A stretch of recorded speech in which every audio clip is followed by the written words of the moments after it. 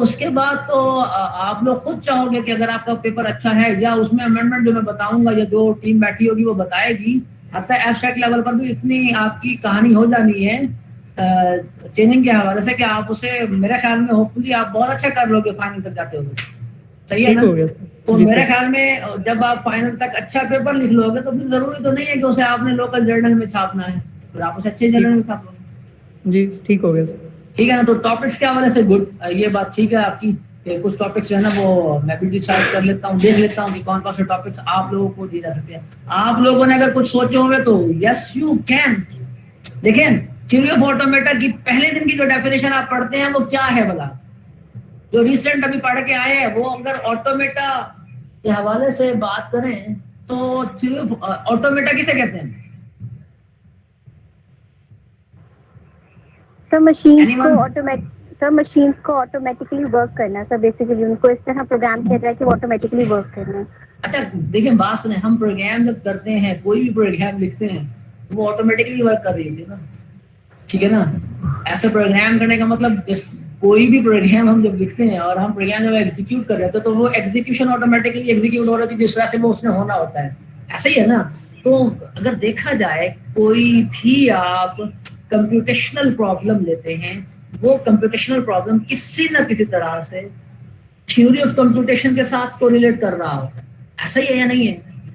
आप machine learning के domain को उठाते हैं, आप डाटा साइंसेज के डोमेन को उठाते हैं, आप कंप्यूटर आर्किटेक्चर के डोमेन को उठाते हैं, आप नेटवर्क्स के डोमेन को उठाते हैं, आप किसी भी डोमेन को उठाते हैं और उसमें आप रिसर्च करना चाहते हैं, it correlates with theory of computation. Because अगर थ्योरी ऑफ कंप्यूटेशन ना हो, यानी आपके पास एफ डी एफ, यानी पहली बात तो यह है कि आपके पास लैंग्वेज नहीं है, कम्युनिकेशन नहीं कर सकते आप। फिर आपके पास F S D F S नहीं है, आपके पास अगर ट्यूरिंग मशीन नहीं है, आपके पास अगर नहीं है, आपके पास ये चीजें नहीं है, तो बेसिकली क्या है आपके पास? कंप्यूटर है क्या? ठीक है ना? तो मेरा जो ख्याल है वो ये है कि इसमें परेशान होने वाली बात आपको नहीं है। मेरा जो असल पर्पज है वो ये वाला है कि आप लोगों को रिसर्च की तरफ इस तरह से लगाना कि आफ्टर दिस पर्टिकुलर सेमेस्टर आप लोगों के लिए रिसर्च हवा ना रहे कि रिसर्च पता नहीं पेपर लिखा कैसे जाता है, प्रेजेंट कैसे किया जाता है, ये प्रॉब्लम क्या होती है बेसिकली। और इसलिए मैं ये बात कंफर्म है तो मैं कहता हूँ, उस पर मैं अमल भी कराता हूँ और उस पर मैं ना किसी भी किस्म का कॉम्प्रोमाइज नहीं करता।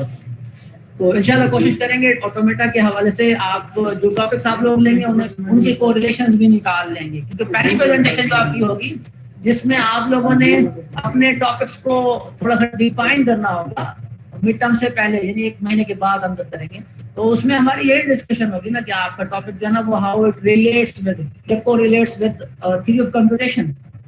सही है? तो इंशाल्लाह इस पे जो है ना वो गपशप हमारी हो जाएगी और इंशाल्लाह 3 लोगों का ग्रुप जो है ना वो मैक्सिमम हो सकता है। अगर कोई अकेले करना चाहे कोई इशू नहीं, अकेले कर सकता है, 2 करना चाहे 2 कर सकते हैं, लेकिन मैक्सिमम 3 लोग साथ आप लोगों का ग्रुप होगा। और आप लोगों में से जो भी पहले दिन आप लोग डिसाइड करेंगे कि कौन आपका फर्स्ट ऑथर होगा, कौन सेकंड होगा, कौन थर्ड होगा। मेरे ख्याल में आजकल की जो ग्रुप की फॉर्मेशन है वो बड़ी अहम है। पेपर जो ग्रुप की सूरत में लिखे जाते हैं उनकी वेटेज ज्यादा होती है। ग्रुप की सूरत में लिखे जाने वाले पेपर्स के बारे में कहा जाता है कि इन्होंने बहुत अच्छा काम किया, वो जो है ना वो हैंडल मतलब डील कर रहा हो, तो इसलिए आप लोगों से मतलब ग्रुप में काम करने के हवाले से परेशानी भी आप लोगों को नहीं होनी चाहिए। पहले 3 ऑथर जो हैं वो बड़े काम के ऑथर होते हैं और उनकी वेटेज भी होती है और उनको एक्सेप्ट भी किया जाता है किसी भी जगह पर। चौथा, जब हम 4 लोगों का पेपर लिखेंगे तो चौथी जो चीज होती है वो कोई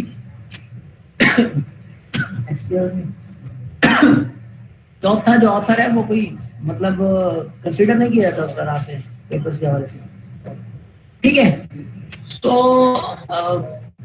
ये बात तो यहाँ तक हो गई हमारी। अब हम थोड़ा सा अगर अपने टॉपिक की तरफ आए और अगर हम देखना चाहें कि ऑटोमेटा होता क्या है, what do it mean by automata. So जैसे कि अभी आप लोगों में से किसी ने बताया था, किसने बताया था? सारा ने बताया था या तहनीत ने? जी सर मैंने। क्या था ऑटोमेटा मीन्स? सर मशीन्स को ऑटोमेटिकली वर्क करना, कि हम मशीन को किस तरह ऑटोमेटिकली वर्क करवाते हैं। देखिए, एनीथिंग जो भी हो बेसिकली, जरूरी नहीं उसके लिए मशीन आपके पास हो, ठीक है, ऑटोमेटिकली जो काम हो, ठीक है, something that works automatically. Automatically मतलब क्या है, मतलब जिस तरह से उसे डिजाइन किया गया उस तरह से वो काम करना शुरू कर दे खुद ब खुद, ठीक है, हम उसे ऑटोमेटा कहते हैं। अब बेसिकली हमें जब कोई मशीन हम बनाते हैं, हमें उस मशीन के साथ कम्युनिकेट अगर करना हो तो हमें कम्युनिकेट करने के लिए we are in need of a medium basically, जिसे हम कहते हैं लैंग्वेज, लैंग्वेज। ठीक है। सो सबसे पहले जो हमें थ्योरी ऑफ ऑटोमेशन मेटा में या थ्योरी ऑफ कंप्यूटेशन में जिसे डिस्कस करना है वो है लैंग्वेज के बारे में, ठीक है। तो व्हाट इज लैंग्वेज?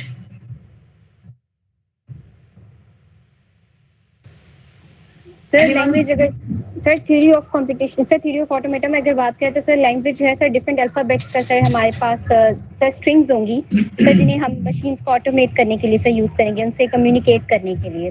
देखिए बात सुने, फॉर्मल होने की बजाय अगर चीजों को ना उनके कॉन्सेप्ट से समझा जाए तो शायद हमें समझ आसानी से आना शुरू हो जाती है बेसिकली।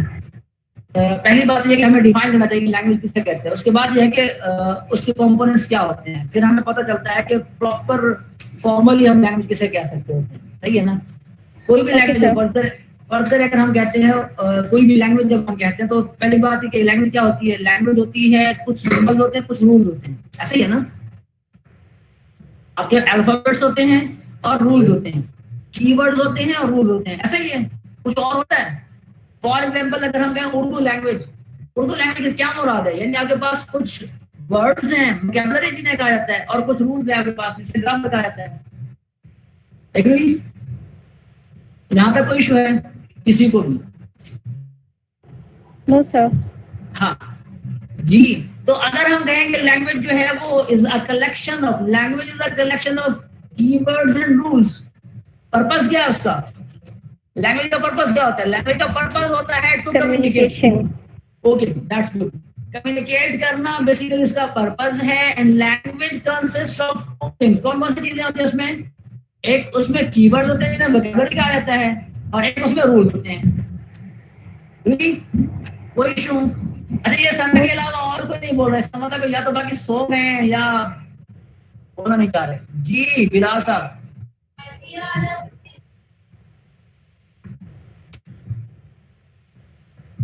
समझ में आ रहा है? तहरीर तो समझ में आया?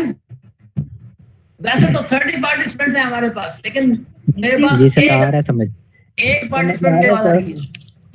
जी जी समझ आ रहा है। अहमद हशाम साहब कहते हैं कि समझ में आ रहा है। जी ओके जी सर समझ आ रहा है। ओके, अगर समझ में आ रहा है तो बताएगा अहमद हशाम, बताएगा कि मैंने क्या कहा है अभी। सर आपने लैंग्वेज के बारे में बताया है, फॉर्मल इनफॉर्मल लैंग्वेज का। हाँ फॉर्मल और इनफॉर्मल लैंग्वेज के बारे में मैंने अभी बताया है। क्या बताया है? नहीं सर, आपने मतलब क्या है कि अगर हम इसको इनफॉर्मली देखें तो सर आपने पूछा कि लैंग्वेज क्या है, और सर सना ने बताया कि जो है लैंग्वेज अल्फाबेट्स की वो है कंप्यूटर मशीन से कम्युनिकेट करने के लिए। ओके सो लैंग्वेज की डेफिनेशन क्या बताई थी फिर हमने हशाम? जी हमने सर। कहा था दो चीज, हमने कहा था लैंग्वेज के लिए हमारे पास उसके दो कंपोनेंट्स होते हैं। कोई भी लैंग्वेज जो है वो दो चीजों से मिलकर बनती है, ठीक है। नंबर एक, उसके पहला कंपोनेंट क्या होता है? उसके अल्फाबेट्स, ठीक जी है। सर। और दूसरा क्या होता है? उसके रूल्स, रूल्स एंड अल्फाबेट्स। ठीक है। जब तक हमारे पास ये दोनों चीजें नहीं होंगी, बुनियादी तौर पर we can not form a language basically, ठीक है। क्यों नहीं कर सकेंगे? क्योंकि हमारे पास अल्फाबेट्स अगर हमारे पास मौजूद है और we don't know about the rules, यानी किस तरह से मिला के हमें मैसेज को कम्युनिकेट करना है, वी कैन नॉट कम्युनिकेट, तो वो लैंग्वेज नहीं कहलाएगी। जो कम्युनिकेट ना कर पाए वो लैंग्वेज नहीं कहलाएगी। सो अगर हमारे पास बात करते हैं language is a way of communication, और हमने उसमें कहा अल्फाबेट उसके लिए अहम तरीन चीज है, तो अल्फाबेट की अगर प्रॉपर डेफिनेशन करना चाहें क्या कहेंगे? Sir combination of different characters. नहीं सर ओके क्या? ओके जी सर। कैरेक्टर जो है ना बेसिकली क्या है? अल्फाबेट ही है सर वो कोई। अल्फा, देखिए हाँ बेसिकली कैरेक्टर की बजाय अगर आप वर्ड यूज करें सिंबल्स का, किसका?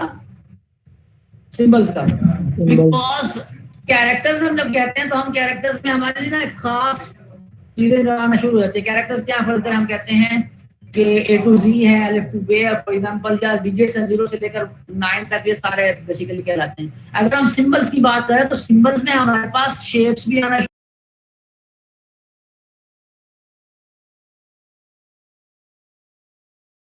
सिंबल्स, लेकिन is a non empty set of symbols. Sir finite भी। अगली बात, ठीक है ना, good. A finite non-empty set of symbol। अच्छा सवाल ये वाला है, set किसे कहते हैं? आप लोग पढ़ चुके हैं, बुझाना चाह रहे हैं हम जल्दी जल्दी से। जी सर, समझ नहीं आई। सेट किसे कहते हैं? सर सेट जो होता है डिफरेंट अल्फाबेट्स का वो होता है। देखिए अल्फाबेट्स तो हम ला रहे हैं ना बेसिकली, जरूरी नहीं कि जितने भी सेट्स हों अल्फाबेट्स हों। सर उसमें कैरेक्टर्स भी हो सकते हैं। सर वो Set एम्प्टी किसे हो कहते सकता है। Sir Set collection of of symbols. finite elements। ये तौसीफ क्या कहना चाहते हैं? collection of finite elements sir. Sir set of symbols. Sir symbols क्या सर सेट होता सेट किसे कहते हैं सिंबल्स? बच्चे? सर ग्रुप को, सर कॉम्बिनेशन को या डिफरेंट आप जो ग्रुप्स बनाते हैं देखिए अल्फाबेट के कैरेक्टर्स के। हर एक ग्रुप जो है वो सेट कहलाएगा। तौसीफ क्या कहना चाहते थे आप? बेसिक सर मैं कह डेफिनेशन रहा ऑफ था collection of finite elements sir. कोई भी मतलब कि काउंटिंग वाले जो है मतलब। देखिए बात सुने, अगर हम कहें फर्ज करें मैंने कहा one A, B, C, D, और मैं इसको अगर कर्ली ब्रैकेट में लिखूं, मैं कहूं ये सेट है, क्या ये सेट कहलाएगा? जी सर। सेट हमेशा, देखिए बात सुने, रेपिटेशन सेट क्या होता है? Is a group of unique elements. ठीक है, ये बात समझ आ रही है? नहीं सर ये बात समझ में नहीं आई कैसे। यूनिक एलिमेंट्स होने चाहिए। अगर हम कहें ना कि finite non empty set symbols, और सिंबल्स जो हैं वो जो बेसिक सिंबल होते हैं उन्हें यूनिक होना चाहिए। तो सेट की अगर प्रॉपर बेसिक डेफिनेशन निकाली जाए तो वो बेसिकली एलिमेंट्स के कॉम्बिनेशन को या कलेक्शन को सेट नहीं कहते, बल्कि यूनिक एलिमेंट्स जो होते हैं ना, सेट तब बनता है। बेसिकली सेट की प्रॉपर डेफिनेशन की जाए, मैथमेटिक्स में सेट किसे कहते हैं? जी सर नंबर आगे। होते हैं। कलेक्शन ऑफ, सर मैथमेटिक्स में कलेक्शन ऑफ ऑब्जेक्ट्स को सर बेसिकली सेट कहते हैं। देखिए कलेक्शन ऑफ, अगर क्या उसमें मल्टीपल ऑब्जेक्ट्स हो सकते हैं सेम टाइप के? मैं रेपिटेशन कर सकता हूं सेट में? सर उसमें होते हैं मल्टीपल, लेकिन नहीं कर सकते हम लोग। नहीं कर सकते। बेसिकली असल प्रॉब्लम ये वाला है कि आपके पास यूनिक एलिमेंट्स होने चाहिए, तब जाकर बेसिकली आपका बनेगा, वरना नहीं बनेगा। ये बात ध्यान में रखिएगा। जी सर वो इसलिए होता है। A finite non-empty set of symbols की जब हम बात करते हैं तो these symbols must be unique। जी सर। अगर हम यूनिक नहीं रखेंगे तो आपके अल्फाबेट्स जो है वो प्रॉपर नहीं होंगे। ठीक, बात समझ आ रही है? जी सर। सो अल्फाबेट्स क्या है? Basically a set of symbols है फॉर अ लैंग्वेज। ठीक sir. Alphabet is a set of symbol for a language। okay, string किसे कहते हैं? Sir concatenation of alphabets। okay, concatenation of alphabets. finite number of alphabets sir, जो finite हो। Sir sequence of letters। sequence of letters। sequence Like of A, letters। sir A A B B A B A B A B। okay, we have a terminology word word and string। क्या फर्क होता है इसमें? Sir repeat कर दें। word और string। Sir word जिसका कोई मीनिंग होगा। सर और एक string मीनिंगफुल है मतलब- सर।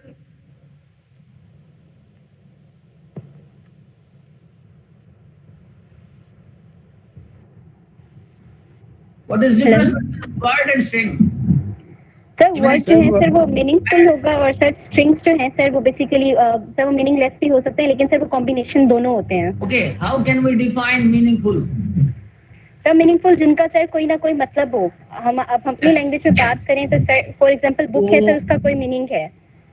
ओके, तो आपको पीछे जाना पड़ेगा ना कि लैंग्वेज के रूल्स के मुताबिक, जो लैंग्वेज के रूल्स होते हैं उसके मुताबिक जो कलेक्शन ऑफ अल्फाबेट है बेसिकली, ठीक है। हर कलेक्शन ऑफ अल्फाबेट बेसिकली क्या होता है, कॉन्केटिनेशन ऑफ सिंबल्स। हर कॉन्केटिनेशन ऑफ सिंबल स्ट्रिंग तो है, लेकिन हर स्ट्रिंग वर्ड नहीं होता। Yes sir. हर वर्ड स्ट्रिंग है लेकिन हर स्ट्रिंग वर्ड नहीं होता। क्यों? क्योंकि हमारे पास स्ट्रिंग्स किसी भी किस्म का कलेक्शन, किसी भी किस्म की कॉन्केटिनेशन हो सकती है, लेकिन वर्ड जो है वो according to the rule concatenation होगी। बिल्कुल सर। Yes. ठीक है। So Yes, word sir. और स्ट्रिंग में डिफरेंस बदल गया हमें। Yes sir. तो एक जुमला जो है वो पढ़ा है हमें, all words are strings but not all strings are words. Yes sir. Done? Yes sir. Yes Okay. Sir. अब हमारे पास जो अल्फाबेट्स होते हैं जिन्हें हम कहते हैं, अल्फाबेट्स को डिफाइन करने के लिए हमारे पास कौन सा रूल है जिसे हमें लाजमी फॉलो करना चाहिए? Sir language. अल्फाबेट को डिफाइन करने का, अल्फाबेट्स को, सेट ऑफ सिंबल्स को डिफाइन करने के लिए लैंग्वेज। सर ऑटोमेटा के रूल्स को। सर इसे लैंग्वेज कहते हैं। Okay, I have a language, for example, A, and I want to define set of alphabet for that particular language. ठीक है ना? तो वो जो set of alphabets में define करना चाहूँगा, उसके लिए rules हमें चाहिए। rules कौन से हैं बेसिकली उनको follow करना चाहिए हमें, ताकि हम सही सिंपल सही set of alphabet को define कर सकें। For example, मैं एक example देता हूँ। मेरे पास एक सेट में डिफाइन कर रहा हूँ ये वाला,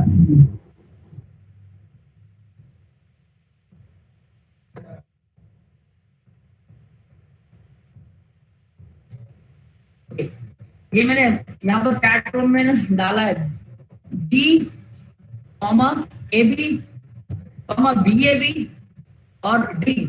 फॉर एग्जाम्पल मैंने ये सेट ऑफ अल्फाबेट्स, यानी ये मैंने सेट ऑफ सिंबल बनाया, ये अल्फाबेट है, alphabet for a language basically, ठीक है ना?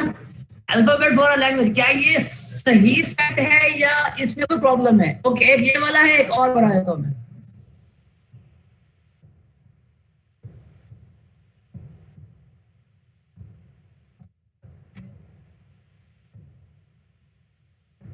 मैंने दो सेट्स बनाए हैं,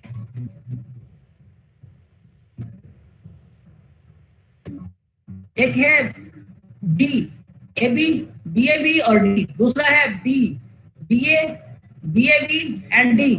सो बताएगा इन दोनों में डिफरेंस क्या है बेसिकली, ठीक वाला कौन सा है, गलत वाला कौन सा है? दोनों ठीक है? पहला ठीक है सर, पहला ठीक है। ओके, शायद पहला ठीक कैसे है? गुड सर पहला इसलिए ठीक है क्योंकि आप दूसरे में देखेंगे, दूसरे का जो पहला हमने अल्फाबेट लिया हुआ ना वो भी कैपिटल बी है, और अगर हम लिखेंगे तो जब हमारी मशीन उसको पढ़ेगी तो हो सकता है वो उसको बी ही ना समझ ले, कंसीडर कर ले, तो इसलिए हमने स्मॉल ए के साथ। एक मिनट, शायद ये राशिदा नजीर कुछ कहना चाह रही हैं यहाँ पर, आपने माइक ऑन किया है। सर वो मैं इसलिए कह रही हूँ कि फर्स्ट वाला ठीक है कि इसमें एक सीक्वेंस है कि पहले हम लोगों के पास बी है तो फिर उसके बाद ए और बी है। वो दूसरे वाले में प्रॉब्लम क्या है?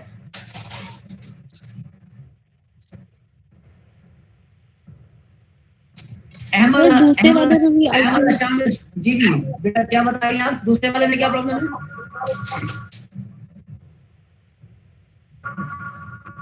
जी बताइए। सर मुझे तो दोनों ठीक नहीं लग रहे। दोनों ठीक नहीं लग रहे हैं तो सदा बताएंगे कि दोनों ठीक ही नहीं है, क्योंकि सर इसमें कोई रूल या ऑर्डर नहीं है सर, जिस तरह से कोई एक प्रॉपर एक रूल हो जिसके अकॉर्डिंग हम सर उसको डिजाइन करें। बेटा पहली बात तो ये वाली है अल्फाबेट्स को डिजाइन करने या डिफाइन करने के लिए रूल कौन बताएगा? सर रूल बेसिकली कोई भी सर हम कह सकते हैं कि फॉर एग्जांपल जो भी हम स्ट्रिंग बनाए उसके स्टार्ट में ए हो। This is not string. This is not a string. This is a set of alphabet. Yes sir. This is a set of alphabet. It is not a string basically. So अब बताइए दोनों में से कौन सा ठीक है?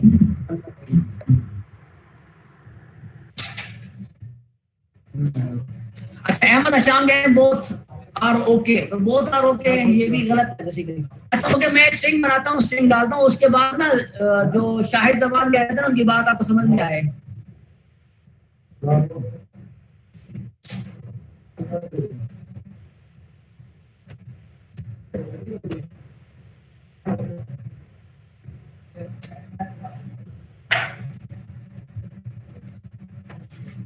ओके, फॉर एग्जांपल हमारे पास ना ये है, हमारे पास स्ट्रिंग है ये वाली, जो मैंने ऊपर वाले सेट्स के थ्रू बनाई हुई है।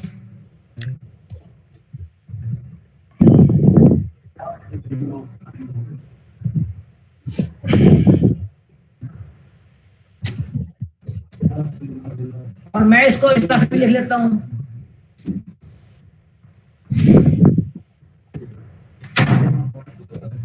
बताइए जरा इसको इसको कोई तोड़े और बताए मुझे कि ये इसे क्या समझ आ रहा है, प्रॉब्लम कहाँ पे हो रहा है। अगर मैंने ऊपर वाले for example set number 2, set मेरे पास अल्फाबेट्स का सेट है नंबर 2, सेट नंबर 2 से क्या मुराद है कि मैंने दूसरे नंबर पर सेट दिया था B, BA, BAB, D, ये बेसिकली मेरे पास अल्फाबेट्स का सेट है और ये मैंने स्ट्रिंग बनाई है। तो इससे क्या प्रॉब्लम समझ में आ रहा है?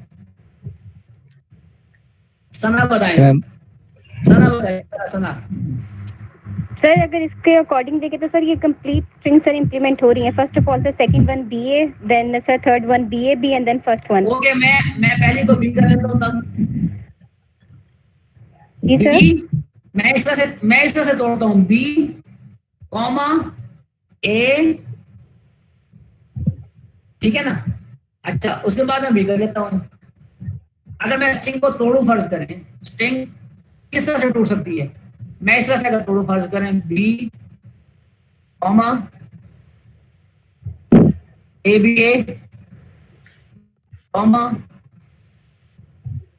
ABAB, B, अगर मैं इसको इस तरह से तोड़ू, प्रॉब्लम है या नहीं है? सर इसमें प्रॉब्लम है। जी शायद, क्या कहना चाहते हो? सर ये वैसे ही गलत, देखें अगर जब वो हमारी मशीन है वो कंफ्यूज है सर अब देखें स्टार्ट में बीए भी हमारे पास एक मतलब अल्फाबेट है और बी भी अल्फाबेट है। अब जब स्टार्ट करेगा वो पहले बी को देखेगा, वो इसे मतलब वो समझेगा कि ये अकेला बी है, हालांकि वो बी ए हो सकता है हमने लिखा हो, और हम इसको बी ए ही। Okay, that's good. शायद ये देखिए यही बात, बड़ी अहम बात ये थी कि आपके पास अल्फाबेट, सेट ऑफ अल्फाबेट्स में आपके पास 2 अल्फाबेट्स ऐसे हैं जो सेम से स्टार्ट हो रहे हैं। अच्छा, ये बात ध्यान में रखिएगा, कैपिटल और स्मॉल अपनी अपनी जगह पर अलग से अल्फाबेट्स हैं, लिहाजा इनको मिक्स मत कीजिएगा। मैंने पहला अल्फाबेट स्टार्ट किया बी से, दूसरा मैंने अल्फाबेट स्टार्ट किया दोबारा बी से। अब जब मैंने 2 अल्फाबेट्स बी से स्टार्ट किए हैं तो उसके पास जब स्ट्रिंग आई है ना BA, अब उसमें वो कंफ्यूज हो जाएगा, वो कहेगा कि ये BA पूरा अल्फाबेट है या B अलग से अल्फाबेट है और ABAB कुछ और चीज है। सो सबसे पहला रूल जो अल्फाबेट डिजाइन करने का है वो क्या है? बेसिकली अल्फाबेट्स आपके पास ऐसे होने चाहिए जिनमें कोई भी 2 अल्फाबेट सेम सिंबल से स्टार्ट ना हो। सो फॉर दैट रीजन आपके पास पहले वाला सेट ऑफ अल्फाबेट जो है B, AB, BAB, D, this is the right one. Why? Because उसमें कोई भी अल्फाबेट सेम सिंबल से स्टार्ट नहीं हो रहा। समझ में आ गई सबके? सर इसको काइंडली और रिफाइन कर दीजिएगा। इसमें सर ये है कि जैसे हमारे पास सर हमारी एक इनपुट है B है, तो उसके बाद B हमारे स्टेट एक्सेप्ट कर लिया, अगर वो A स्टार्टिंग से होती तो वो डेड स्टेट में चली जाती। समझ नहीं आई क्या कह रहे हो? सर फॉर एग्जांपल हमारी इनपुट एक स्टेट ने एक्सेप्ट करनी है B से, अगर कोई लेटर A आ जाता है तो उस A लेटर को A से B स्टेट पर नहीं जाएगा, वो तो डेड स्टेट में चला जाएगा। एक्सेप्टेंस की बात, एक्सेप्ट करना, रिजेक्ट करना फाइनाइट है नहीं, ये बात की बात है। एट दैट मोमेंट आपने एक स्ट्रिंग दी है, स्ट्रिंग में वही हम दे रहे हैं अल्फाबेट्स जो उसके पास मौजूद है। स्टार्ट होना या ना होना अभी तो कंडीशन हमने कोई लगाई नहीं है ना। अभी सिंपल हमने कहा है हमारे पास सेट ऑफ अल्फाबेट्स हैं, इन सेट ऑफ अल्फाबेट्स से मैंने एक स्ट्रिंग बनाई है। अब डिफाइन हमें करना था कि सेट ऑफ अल्फाबेट्स यानी अल्फाबेट डिजाइन करने के लिए रूल क्या है, उस रूल को समझना चाह रहे थे कि वैलिड अल्फाबेट कौन सा होता है, इनवैलिड अल्फाबेट कौन सा होता है। ठीक है ना। अभी हम यहाँ पर बैठे हैं, आगे जाने की अभी मतलब जरूरत नहीं है इस हवाले से, ताकि सब समझ लें हाउ वी कैन डिफाइन के ये वैलिड अल्फाबेट है, ये इनवैलिड अल्फाबेट है। जब भी आप अल्फाबेट डिजाइन करने के लिए, डिफाइन करने के लिए जाएंगे, सेट ऑफ अल्फाबेट डिफाइन करने के लिए जाएंगे, तो उसमें हर अल्फाबेट जो है वो यूनिक सिंबल से स्टार्ट होना चाहिए। That is the main point basically. ठीक है, यूनिक सिंबल से स्टार्ट होना चाहिए। अब देखिए जब जैसे दूसरा सेट है B comma B A comma B A B comma D, इसमें क्या है, इसमें पहले वाला बी और दूसरे वाला जो बी ए है दोनों सेम सिंबल से स्टार्ट हो रहे हैं। जब सेम सिंबल से स्टार्ट हो रहे हैं तो जहां पर भी बेसिकली बी आएगा तो वो कंफ्यूज हो जाएगा कि मैंने इसे अकेले लेना है, इसे किसी और के साथ मिलकर लेना है, तो यहाँ पर प्रॉब्लम आना शुरू हो जाएंगे। सो बी स्पेसिफिक, अभी हम जो बात कर रहे हैं उसके अगर हम बात करना चाहें, ठीक है, ये सब समझ में आ गई है। सो जो जो भी कह रहा था कि ये दोनों ठीक है, वो ठीक नहीं है, बल्कि पहले वाला सेट ठीक है, दूसरे वाला सेट इसलिए ठीक नहीं है कि उसने रूल को वायलेट किया। ये ऐसे ही है जैसे आप वेरिएबल डिफाइन करने के लिए जाते हैं ना प्रोग्रामिंग लैंग्वेज में, तो आपको रूल को फॉलो करना पड़ता है कि वेरिएबल जो है ना वो किससे स्टार्ट होना चाहिए। फॉर एग्जांपल जो प्रिमिटिव लैंग्वेजेस हमारी हैं, मतलब सी सी प्लस प्लस वगैरह, उसमें वेरिएबल किससे स्टार्ट होना चाहिए, variable must not start with digit first करें। तो यहाँ पर जब हम लैंग्वेज डिजाइन करने के लिए जाते हैं तो सबसे पहले लैंग्वेज के लिए सबसे पहले कौन सी चीज डिजाइन करते हैं, डिफाइन करते हैं, सबसे पहले डिफाइन करते हैं हम अल्फाबेट्स। जब अल्फाबेट्स डिफाइन करने के लिए आएंगे तो उनके लिए कोई रूल है या नहीं है, तो उनके लिए सबसे पहला रूल क्या है, सबसे पहला रूल ये वाला है कि दो अल्फाबेट्स सेम सिंबल से स्टार्ट ना हो। That's the point. मेरे ख्याल में ये समझ में आ जाना चाहिए, इसमें कोई इशू नहीं होना चाहिए। क्या कहते हैं सारे? जी सर समझ आ गया। ओके, तो कोई कंफ्यूजन नहीं रही? No sir. Okay okay good. तो इसमें वैलिड वाला कौन सा हो गया, पहले वाला हो गया, that's good. Length of string, अब हमने कहा कि हमारे पास सेट ऑफ अल्फाबेट्स हैं, डन हो गया। अब स्ट्रिंग कैसे बनती है, concatenation of alphabets, concatenation of alphabets, ऐसा ही है ना। स्ट्रिंग क्या थी, कॉन्कैटिनेशन ऑफ अल्फाबेट्स। अब सवाल ये वाला है कि मेरे पास अगर एक स्ट्रिंग हो तो उसमें मुझे मालूम करना है कि इस स्ट्रिंग की लेंथ कितनी है। हाउ कैन आई फाइंड कि लेंथ ऑफ स्ट्रिंग कितनी है? फॉर एग्जांपल मैं एक सेट देता हूं आपको, ए कॉमा बी, ये सेट है हमारे पास, अल्फाबेट्स का सेट है, ठीक है, और मेरे पास एक स्ट्रिंग है S is equal to A B A B A B A. अगर मैं length of string find out करना चाहूं, कितनी लेंथ है?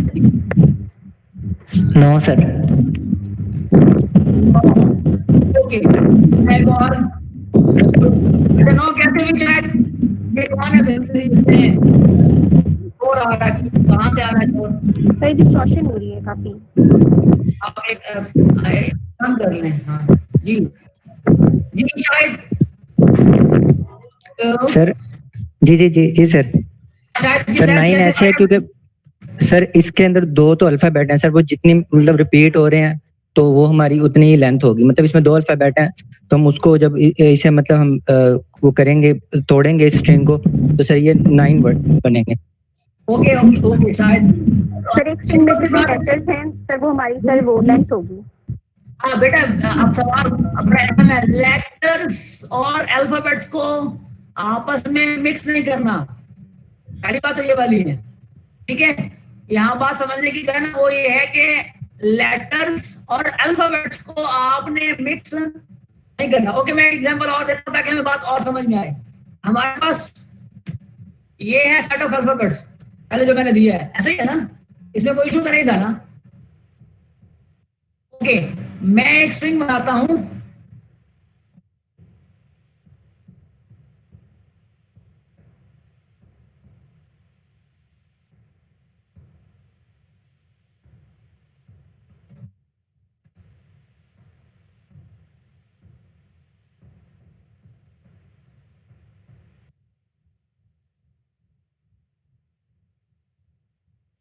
इसकी लेंथ कितनी होगी?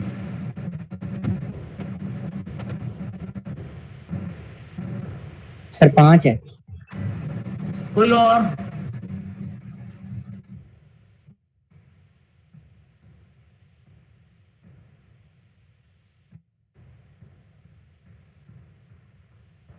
ये सर 5 है। अब अब लेटर और अल्फाबेट यहाँ पर क्या होता है?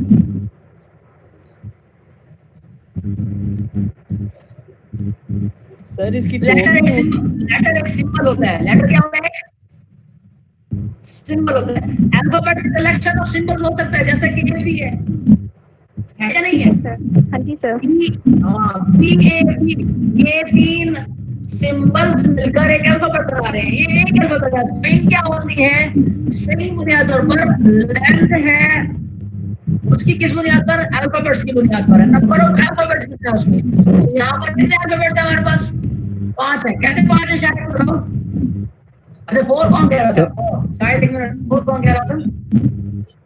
सर ये 5 है। नहीं 4 एक मैं कह रहा था ताकि अगर कोई कंफ्यूजन है तो सर मैं कह रहा था 4। हाँ मुझे बताओ कैसे इसकी टिप्पणी करो, बोला चैट रूम में आके कर लो, दिखा दो। सर नंबर ऑफ हमने अल्फाबेट देखने हैं या सर ये देखने हैं कि जिसमें कैपिटल बी है वो 1 है और वो जितनी बार रिपीट हो रहा है लेकिन वो एक बार कंसीडर होगा? नहीं वैसे तो नहीं कंसीडर नहीं होगा, ये बात नहीं है। लेंथ में अगर आपके पास एक आपका नाम है, फर्ज गया आपका नाम क्या है? अहमद हशाम है वैसे। जी सर। आप अहमद हशाम में एक कितने मतलब आ रहा है? सर अहमद में 2 बार आता है और हशाम में भी 2 बार आता है, 4 इसका बार मतलब आता है। 4 मतलब आपसे अगर पूछा जाए कि आपके नाम की लेंथ कितनी है तो आप क्या बताएंगे कितना है? इन 2 4 को एक कंसीडर करेंगे, 2h को एक कंसीडर करेंगे, 3 को नहीं, ऐसा तो नहीं है ना। लेंथ ऑफ स्ट्रिंग का मतलब क्या? आपके पूरे नाम का ये लेंथ क्या है? जिसमें इसमें कितने अल्फाबेट्स मौजूद हैं? 2 4 6 8 10 12 लेंथ है 12। आपके अहमद हशाम की टोटल लेंथ कितनी है सर? 8। कैसे? सर 11 है टोटल लेंथ। नहीं 11 भी नहीं है सर अहमद 5 वर्ड्स हैं और हशाम में सर 6 लेटर अल्फाबेट्स आते हैं। तो दरमियान में एक स्पेस भी है। सर फिर 12 हो गए। 12 बेसिकली क्योंकि स्पेस एक अल्फाबेट कैरेक्टर है ना हमारे पास, है ना? ठीक है जी ना? सर। तो यहाँ पर कितने हो गए इसमें? सर यहाँ पे 8 है। यहाँ पर 8 कैसे हो गए? ओके आ जाओ। सर काउंट करें ना, 1 2 3 4 5 6 7 8 8 है सर। अच्छा इसमें अल्फाबेट्स कौन कौन से हैं गिनो? Sir B A B B D. ऊपर मैंने सेट ऑफ अल्फाबेट दिया हुआ है।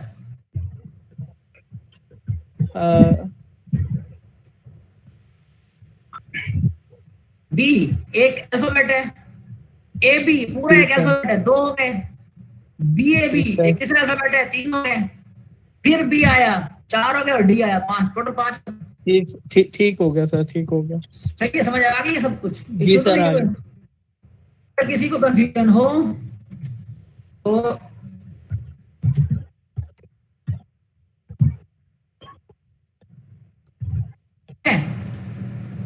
these are the 5 alphabets.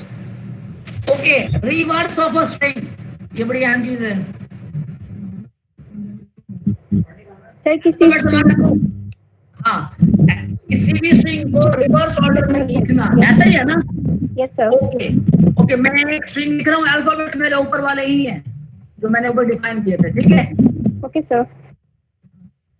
यही जो मैंने ऊपर स्ट्रिंग लिखी थी पहले, इसको मैं अगर दोबारा लिखूं, इसको रिवर्स अगर लिखना चाहें तो कैसे लिखेंगे? तो चैट रूम में लिखें, राइट? चैट रूम में राइट करें, कौन लिखता है सबसे पहले?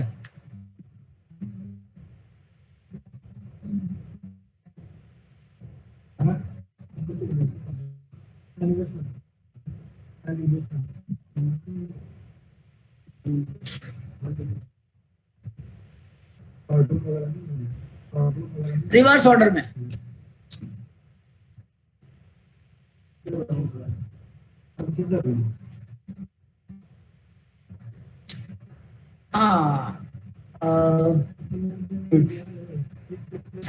सना आपने और शाहिद आपने दोनों ने ना मुख्तलिफ लिखे हैं, तो Sana would you explain your answer? Yes sir. Sir यहाँ पर सर सना का ठीक है। उसने मान लिया जी सर। ओके, क्योंकि हमें अल्फाबेट की तरतीब को तो चेंज नहीं करना ना। अल्फाबेट हमारे पास ए बी है, हमारे पास उसे भी ये नहीं करना, हमने अल्फाबेट को उसी तरह से लिखना है। इसको रिवर्स करो, आपने पास रिवर्स करो। ठीक है, ये बात समझ आई है? अहमद जो पार्टिसिपेट कर रहे हैं, मुझे जो नजर आ रहे हैं, मैं तो उन्हीं के साथ डिस्कशन करूंगा, बाकी तो फिर जहां पर है उनकी अपनी मर्जी है। सर इसमें सर जो सिंपल ए है सर, वो तो कोई भी अल्फाबेट पहले से डिफाइन है ही नहीं। तो अकेला। सिंपल ए तो हम, हाँ सिंपल ए को हम ले ही नहीं रहे। तो सर वो लिखा हुआ है ना सर, रिवर्स में हमने ए को लिखा हुआ है। कहाँ लिखा है बेटा? सर आप ना एक बात कहते होते हैं कि आप मान लें कि ये हमारी लैंग्वेज है, अगर हमने डिफाइन कर दिया। सर ये बताएं, ये असल में ना सब समझे हुए हैं कि ये इंग्लिश है, इसीलिए सर ऐसे होता है। बच्चे ये इंग्लिश नहीं है। तो ये पहली बात तो ये वाली है। देखिए इसमें अल्फाबेट्स क्या क्या है, अहमद शाम देखो अल्फाबेट्स इसमें स्ट्रिंग क्या है बेसिकली, बी ए बी, जी सर। B A B. अब जरा सीक्वेंस को समझना, बी ए बी, जी sir. B A B, yes B sir. D, B D आप में, ठीक है ना। अब अगर हम रिवर्स में जाएंगे तो क्या है बेसिकली, डी, फिर क्या सर डी आएगा, आ गया सर, डी आएगा कैपिटल। बी आएगा, फिर सर- आ गया। फिर सर फिर क्या आएगा, BAB बी ए आएगा। बी। अच्छा बी ए बी जो है वो बेसिकली पूरा अल्फाबेट है, ये एज इट इज उठ के आ जाएगा ना, हो गया। Yes sir. उसके यस बाद सर, क्या ये है, समझ आ गया। उसके बाद क्या है, ए बी है, तो A B as it is उठ के आएगा जो कि सना ने लिखा है। Sir B A A B B तो हो पूरा गया। अल्फाबेट। हाँ गुड। तो उसके बाद ए बी एक अल्फाबेट है ना हमारे पास, डिफाइंड अल्फाबेट ऊपर सेट ऑफ अल्फाबेट्स में मौजूद है, जरा देखो ए बी। नहीं sir A B, sir B A B के बाद तो सर बी ए बी बचता है। क्या? हाँ तो ए बी उसमें एक अल्फाबेट है, बी ए का एक दूसरा अल्फाबेट है। सर इसकी हाँ, हशाम अल्फाबेट की तरतीब देखो, वो ए बी है, मतलब आप बी ए बी समझ रहे हो उसे कि बी के बाद ए आना चाहिए।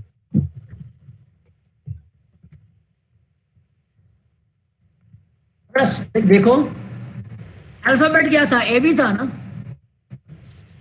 सर आगे समझ। आगे सर आगे जी सर। अल्फाबेट की तरतीब हमें चेंज नहीं करनी, ठीक है। जी सर ठीक हो गया। ये राशिदा नजीर क्या कह रही हैं?